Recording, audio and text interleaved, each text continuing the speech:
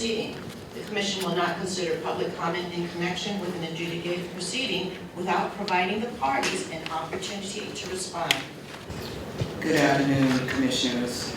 My name is Selena Keene. I go by Ms. K. Some of you may know me and some of you may not. I'm actually a forced retiree from Human Service Agency during the pandemic of COVID. I just want to say that I'm here to make public comment and express my deepest concern about this mishandling of the retainment of civil service employees amongst the COVID pandemic.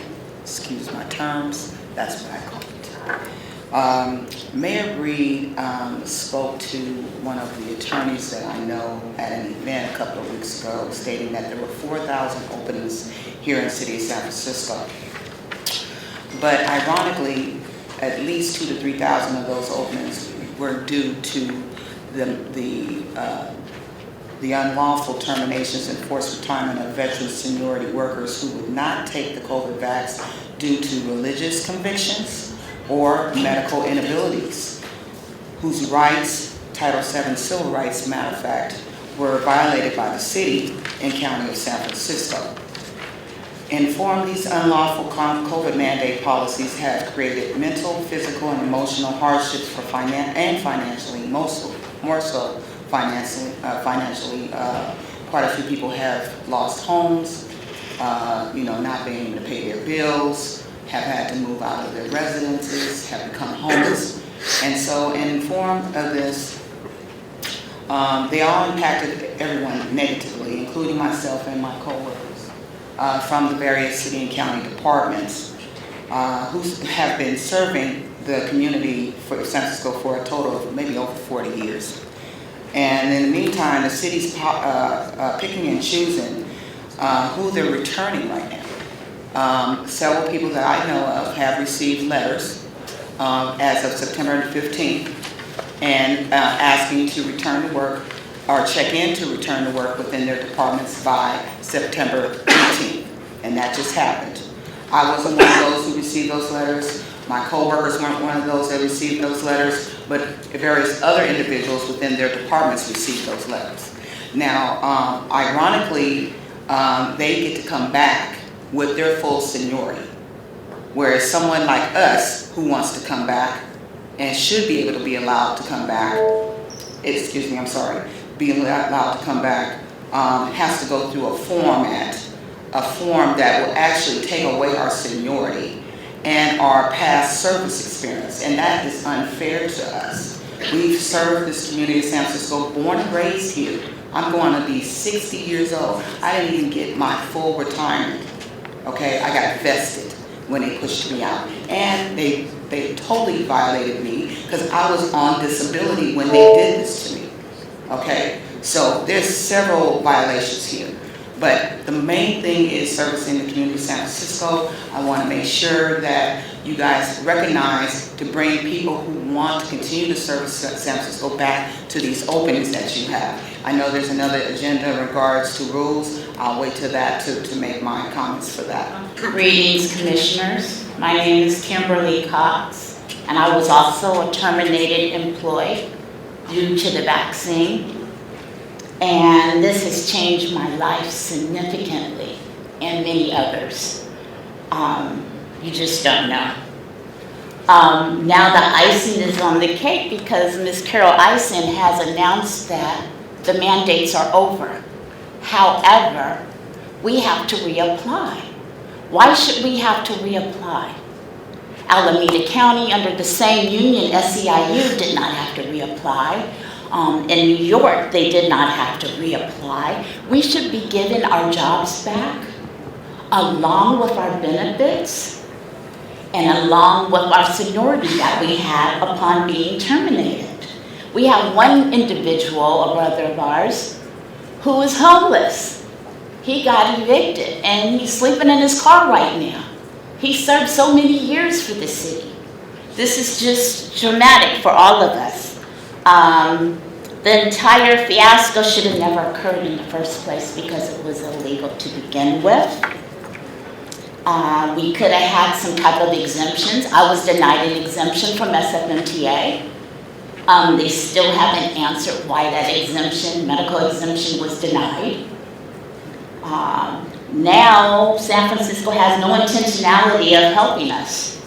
From what I understand, and I have a copy of that same letter my colleague just talked about. On the letter, it states that you're to report to work on September 18th. This was on SFMTA letterhead. I didn't get a letter.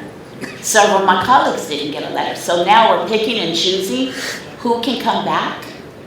So this whole fiasco is not intentional. It's wrong. It's corrupt. The mayor has been hollering about the city is short workers, over 4,000. Like I said on my social media, bring us back. You wouldn't be short the 4,000 individuals. And why is it that people from USPS, even our own school district in San Francisco, they accommodated people, they let them test, they let them wear masks. We were not able to do any of that. So we plead with you today to help us. We demand to get our jobs back and to get our benefits back and to help these wrongs become rights at this point. Thank you. My name is Melody Fontilla. I am a former forced retiree. I worked for the city and county of San Francisco. I started in 1999 and did an excellent job. I have an excellent record. I worked with CalWorks participants and GA participants, help people get to work or into training. And I refused to take the COVID vaccine because it was my right to refuse a medical mandate such as this. And so for me, it brings up a lot of issues because I was not ready to retire. I did not want to leave my position. I was one of the first workers to come back when the pandemic started to assist those people you all just left hanging. The agencies just left people hanging without any type of information about what was going on, what was the next move, how do you get connected, how do you continue to send in your CA7 form, all these different things. And I was the one. When they asked for numbers, they used my numbers from my department because we had reached out to individuals to help them succeed through this mess that people made intentionally and deliberately, but was not called for. And so it's just disturbing because this was my career.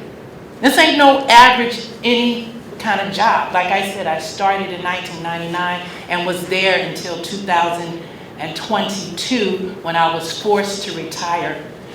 And I've not been able to get any of my items from my office where I worked out at 1800 Oakdale. No one has talked to me about my personal items that I had in my office. This is, you just don't do people like this. You don't kick them out and then tell me I have to come back without the possibility of still with my seniority. I don't understand how you can say that you are a commission and say, this is what we think is right to do to the people that work for us. And I don't think it's fair to treat people like this and have them out of their homes, displace them, have them having financial issues. I had to move in with my daughters. This is not okay. This is not acceptable. And I want to come back to work. So you can, for the shortages that you all have, please bring me back, but bring me back with my seniority that I worked for. My name is Bradley Wiedmeyer. I'm a quarter century more resident of the Tenderloin, and I'm a home care worker, and I'm also retired, luckily, on Social Security to help so that I can remain in the city. And I have a nightclub accountant, cash counter.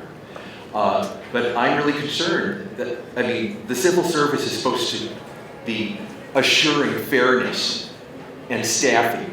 And it seems like you've really fallen down on the job.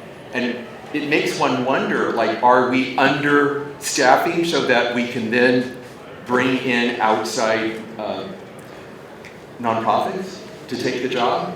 In the Tenderloin, stuff is not working. And we should be doing the business of the city by the city. In home care, we have a two-tier thing. We really are county workers, but, in the lower tier. So that's like a whole other issue. But it's a similar kind of thing. We need to hire back all these people that there was this misunderstanding. We're past it. We need them. The city needs them. Work needs to be done by these professionals that have served the city in the past and can continue and serve the needs that are so glaring right now. I am not in favor of turning more work over to unaccountable outside agencies that we have way less oversight of. There's just, and they're rewarding themselves too much, too many consultants, too much being wasted on that. We've got to stop this and get back to doing the proper thing in San Francisco. And civil service is a classy, important commission. And you need to stand up for our workers and our standards and our getting the job done. And stop, giving a understaffing that's feeding the calls for these outside agencies, because they're not making the grade. I'm sorry. I've lived in the city for over 45 years, and it's not working. We need to have the city be responsible and take charge of the things that must be done. My name is Maria Cristina Gutierrez. I'm the Executive Director of Compañeros del Barrio, a non-profit agency. And I come here to tell you how sad I am that we are used to exploit the workers in this city. I'm really sad to see how they use our needs and our suffering to take away the jobs from the people in this city. It never was so clear to me. I don't know who's responsible for apportioning these monies for the nonprofits. If that money, you are actually contracting out with agencies like the agency that I work for, to not only take away the jobs from the people in the city and pay us really low wages while not allowing the workers in the city to be able to get the type of wages that they should deserve. But at the same time, for all of us who work in this nonprofit, we don't have no retirement plan. We have no right to unions. Our salaries are lousy. And at the same time, we never know if next year it's going to be funded or not. And what it does is for people that need the services, it's like this year we will give it to you, but next year we won't. We can give you 1,000 and next year we give you 0. Etc. That's not fair. The government of this city has the obligation to take over the role of this so-called nonprofit, to take over the role to make sure that every single person in the city has health care, has housing, has right to education, and have a good, decent paying job. And I'm asking you, please, I don't know who will make this final decision, but reconsider what you're doing. You're taking jobs from people in the city, and you're using us to fight each other, to see each other as enemy when it's the government that is not providing for us. Please look into that. Please do so. Thank you. My name is Sergio Sosa, and I used to be working on La Raza Community Resource Center. I was serving for 18 months for the community during that pandemic. And in the beginning of the 2021, some of my co-workers were seeing things happening inside the agency. and we stand up. We send a letter to the board members to demanding our allegations, and they are not listening to us. A few months later, we decide to stand up in front of the building and asking for our rights for the workers. A few more months later, 2 weeks after we start standing up on the front, they fire me. They're using sexual harassment accusations with a lot of allegations, they say. Take me a year to fight for my dignity, but I fight it and I clean my name. And they're using a lot of women to lie just because I was standing up on the front of the building, using my rights and saying to the community what's going on inside the agency. We was wanted to have the agency to clean the director on the way he was taking the agency. And my question is,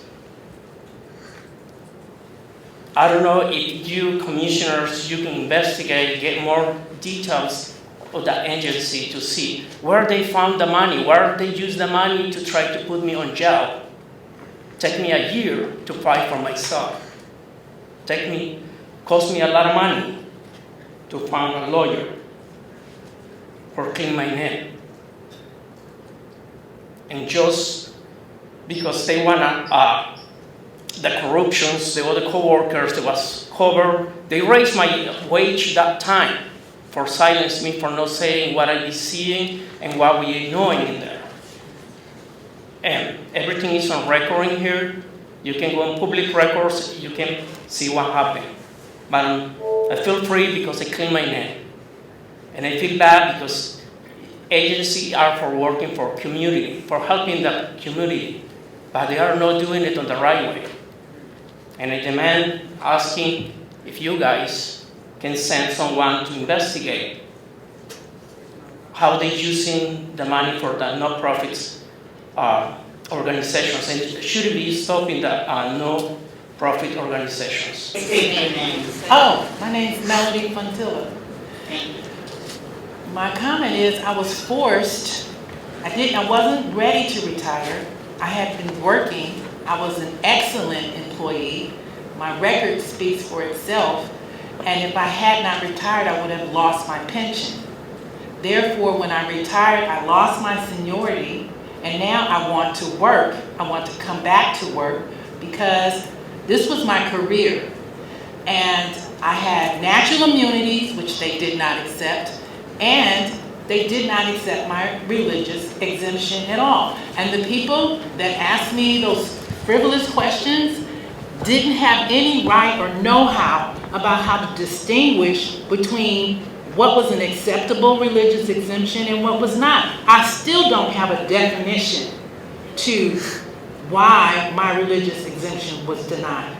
And then, once again, natural immunities is a real occurrence, which was better than the vaccine, and that was not accepted. So for me, this is tragic because I had to give up my career. I did not want to. I did not want to move in with my children. I had a place, and now I can't afford where I live. I'm barely getting by, and it's just not right. It's not right for this to be taken from me. I was born and raised in San Francisco, worked here since I was 13 years of age. I've served this community for most of my life. And now I can't even get my job back with my seniority. That is just, it's not right. It's not right. And she hasn't given any kind of explanation as to, and I would like to find out what protocols they use in those religious exemptions. What protocol was used to deny natural immunities? And why wasn't I given a consideration to be tested? Oakland accepted people. They didn't make people resign. They didn't make people who forced people to retire to lose their pensions. This is my career.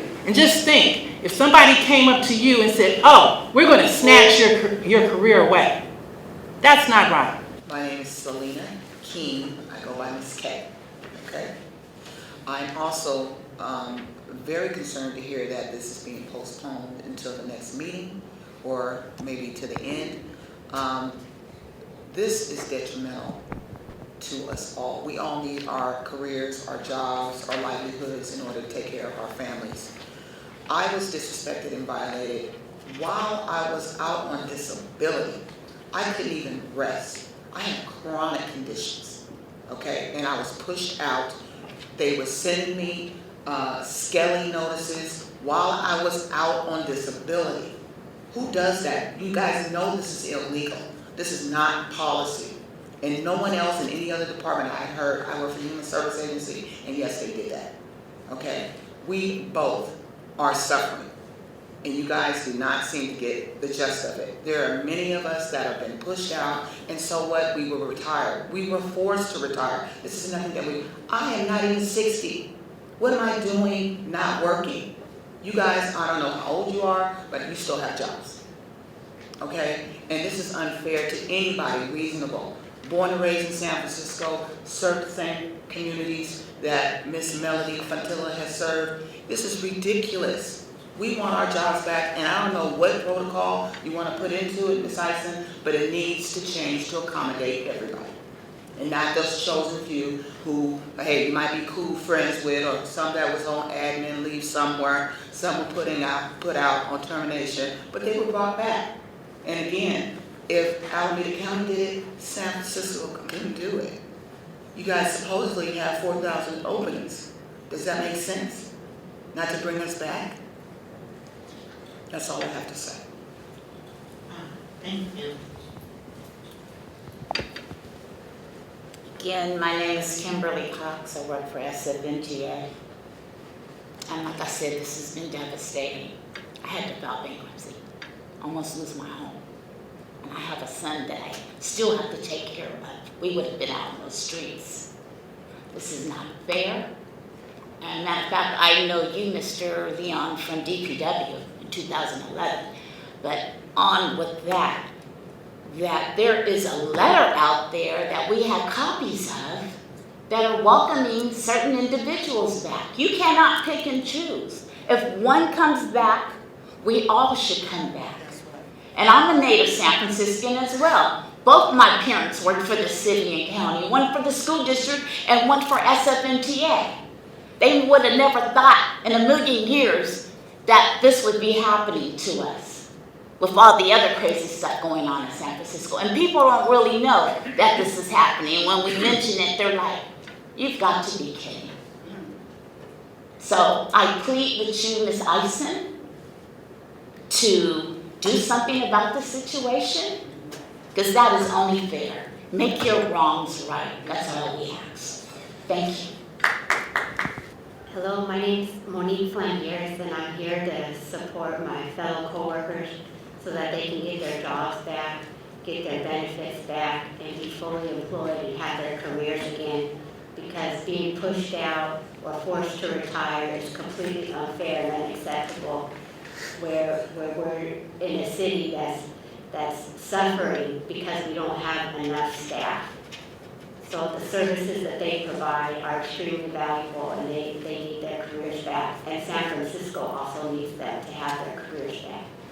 Thank you. I understand, or as to a reason why they shouldn't be pulled, because I just don't see why would we want to spend that kind of money? This kind of work out.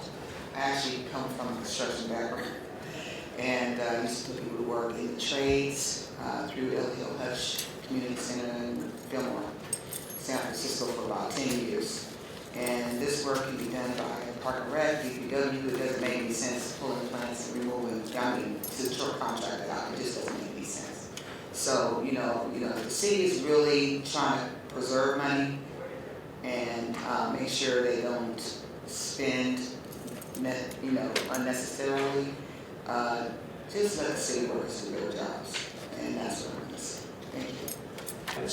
We had an email exchange for clarification of what was going to be covered in the contracts. I first brought to the attention of the department that the initial PSC says that there were going to be 5 contracts, and because only 4 were sent to me, I was asking, well, it says 5 and aren't there 4? So we had a small conversation through email exchange, and the final exchange was us working on dates to meet so that I could further understand if this is only short-term work, does that bar permanent civil service employees from doing short-term work? I mean, is the requirement for a permanent civil service security guard to have the assignment be long-term?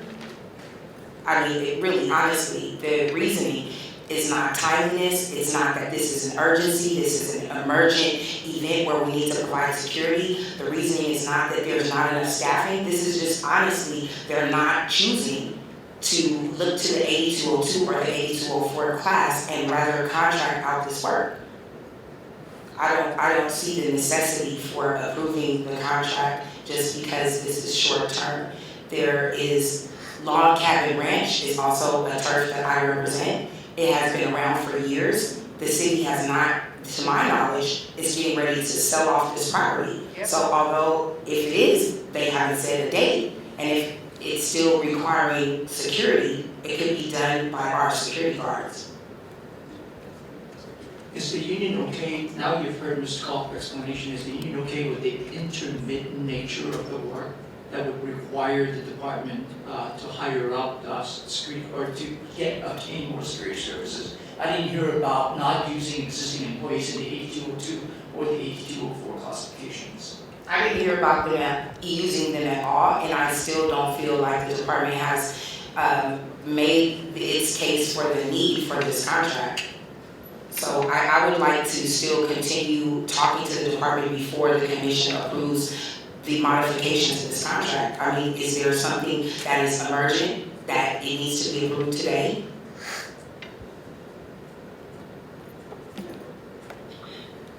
I would, if the department to come back at a later date, once they met with SEIU, that would be more amenable to me. I actually just want to piggyback off of what, again, Ms. Kay. I just want to piggyback off what Steve mentioned, because one of the changes that happened with civil service was the de-identification. That blew up just corruption, favoritism, nepotism. When you took the names off, we weren't transparent. See, I believe in integrity, and I believe in trust, I believe in transparency, and definitely accountability. And that's my middle name when I was working here. And I hold everybody else to that same standard.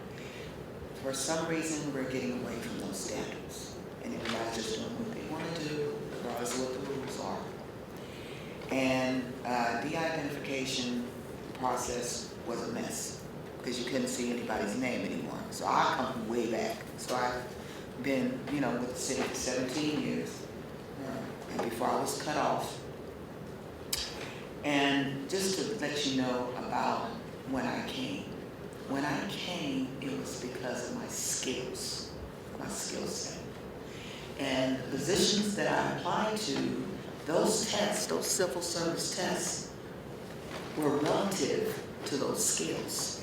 It wasn't an ABC test and, algebra test. And no, when doing that particular job as a 9704 employment and training specialist, I had to know how to help people with job development, how to prepare a resume, how to do job search.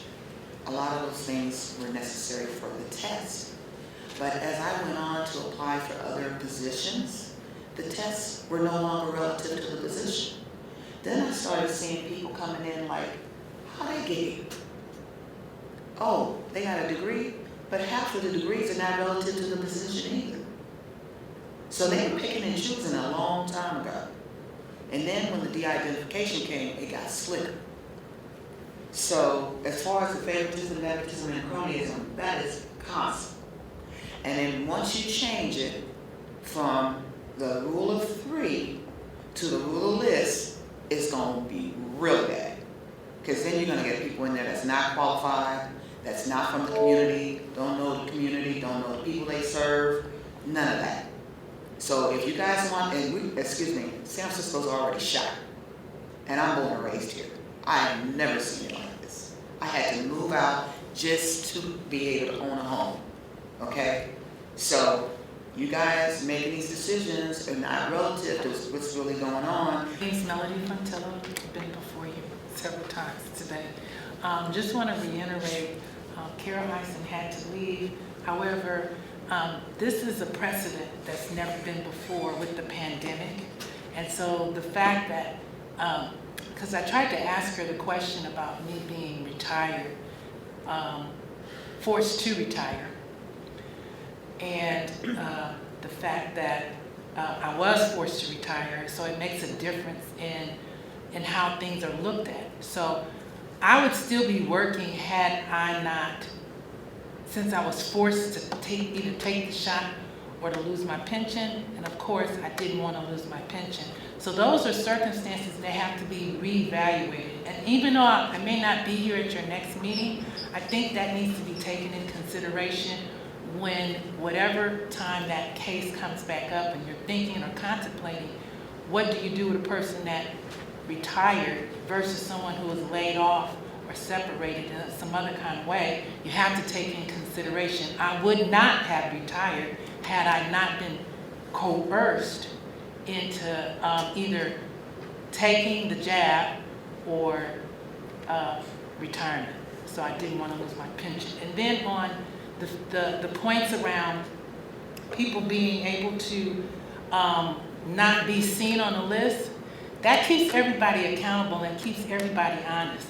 It's not a lot of work to keep a name on a list so you can see who's on that list, what's being done, how they're moving up, and the fact that they got hired and you didn't. So this has gone on for years. I've worked with the city for almost 25 years. And I've seen this when they changed, when they took the names off the list. It's very unfair. And yes, people do cheat. People do hire people that they want to see in offices or in positions, and they don't have the skills. I particularly have a skill working with ex-offenders, and that's important. And if you're not able to work with that clientele that you're bringing in, that's a specialty. So I think it should not be something where, you know, people just are able to not be tested for the job, or the test don't match the position that you're applying for, and that you have to take all these things in consideration because you have to keep people accountable. And when you just haphazardly allow people to just dig down in a list to find somebody, then okay, maybe your job is a little harder, but you're going to find people that are qualified for the job as opposed to not. Kimberly Cox again, SFMTA. I just want to make a quick notation. I think this is right before, maybe it was 2022, we were in a meeting, no, 2021. We were in a meeting with the Ombudsman, Dante King, our director of my division, and it was stated that this one gentleman, who was a Latino gentleman, he was number 2 on the list. And this got out all over SFMTA. But however, the HR person, she dug down here to number 20 or so, or 13, because the supervisor wanted certain employees to take that position. So this poor guy, number 2, who I happen to be a friend with from just a colleague, he didn't get a call, he didn't get anything. So thank God Dante exposed it and called his manager, our SFMTA director, and they did track back and ask the gentleman for an interview. But these type of things happen all the time. So I'm afraid that if we go and we change the rules, you're gonna see that more and more. So I just wanted to bring that to your attention.